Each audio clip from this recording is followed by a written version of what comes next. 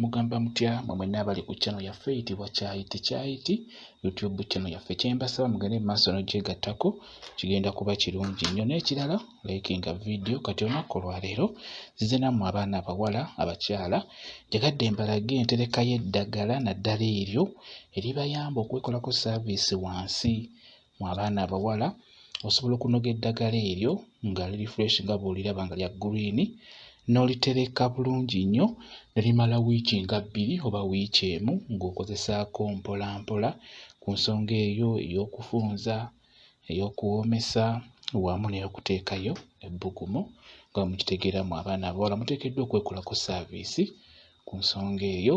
Kakati eddagala eryo osobola oddinoga bulungi gy'olisanze n'olireeta ewaka n'olitereka ne libeerawo nga terikaze teriwotose nga terivunze ne libeerawo okumala nga wiiki nnamba nga bw'ogenda okulaba nga bw'olaba.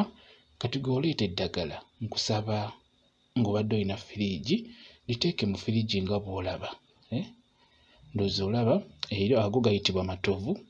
Amatovu ndowooza mugategeera abakyala. Kati amatovu ago malungi nnyo mu kuteeka ebbugumu mu mubiri gw'omukyala.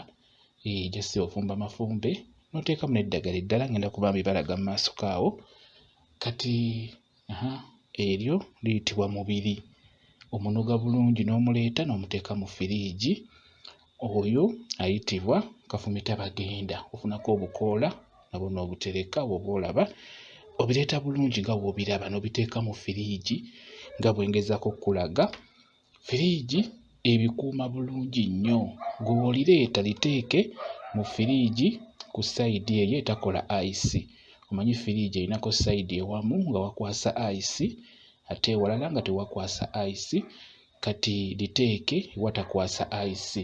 Firiigi eyo giteekeko okuva ku makya ssaawa nga 3 paka ssaawa nga 8 ogiggyeko. Obunnyogovu bujja kuba bubeeramu bulungi nnyo. Oyo kajjampuni mumanyi bulungi nnyo. Kajjampuni omulungi nnyo mu nsonga y'okufunza. Oyo ayitibwa kajjampuni. Munoge gy'omusanze bulungi nnyo oba omuguze osobola omuteeka mu firiigi abeera ajja kubeeramu. Firiigi ejja mukuuma bulungi nnyo nga takala tavunda just ng'abeera mu mbeera entuufu paka bw'onaamukozesa. Okitegeera? Kati oyo gw'olaba oyo ayitibwa kanyeebwa. Oyo gw'olaba oyo naye kanyeebwa. Jjukira kanyeebwa oyo mulungi nnyo mu kuwoomesa. Kanyeebwa oyo n'ogattamu ku mubisi gw'enjuki n'obuyenga bulungi n'obeera ng'obutawaaza bujja kuyamba ku nsonga y'okuwoomesa. Omwami agenda okulyako nga mu butuufu oli musuffu ng'oli muwoomu. Mugezeeko okulaba nga eddagala mulitereka mu butuufu bwalyo lijja kuba likuumibwa bulungi nnyo. Ekyo kibwankulata mukimanyi bulungi nnyo nti kirungi nnyo mu kufunza nakyo n'okukinywako osobola okubeera ng'okifumbako n'onywako. Kirungi nnyo kikola nnyo service mibiri gyammwe mu abakyala. Kiyitibwa ekibwankulata. Kwegamba gezaako okuŋŋaanya eddagala lyonna ly'omanyi eryo eribayambako eribeera eryangungu. Osobola oddikuumira mu firiigi. Firiigi ejja ddikuuma bulungi nnyo. Ekirala okukozesa eddagala nga lya nsaano n'olifuna nga lya nsaano n'akozesezza eryo lye libeera lisinga nga liri mu green waalyo. Ekisooka libeera ddungi nnyo liba terifudde kuba jjukira eddagala eryo ery'ensaano erisinga lyanikibwa mu kasana ne liggwaamu omugaso ogwo. So bw'okozesa eddagala ng'eryo nga lya green nga bw'oliraba omugaso gwonna gubeeramu.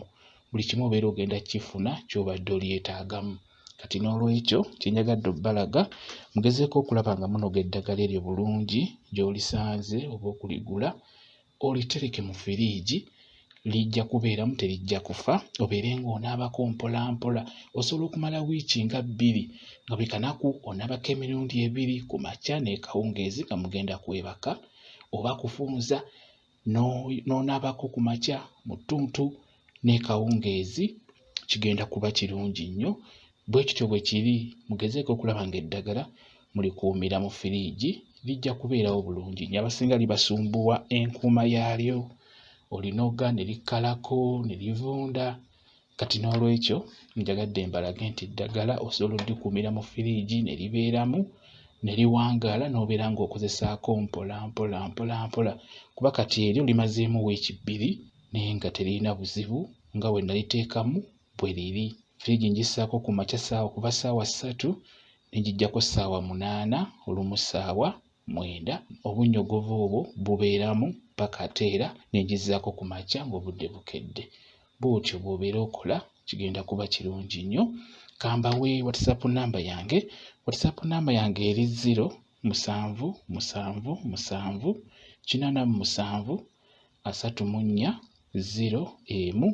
Yiyo WhatsApp namba yange, nja kuba nkuddamu kyonna ky'onaaba ombuuzizza bwe kityo bwe kiri. Mwebale kubeera ku channel yaffe eyitibwa Kyayiti YouTube channel yaffe. Kyembasaba mugende mu maaso n'ogyegattako, kigenda kuba kirungi nnyo. N'ekirala likinga video mbeere bulungi, mweraba.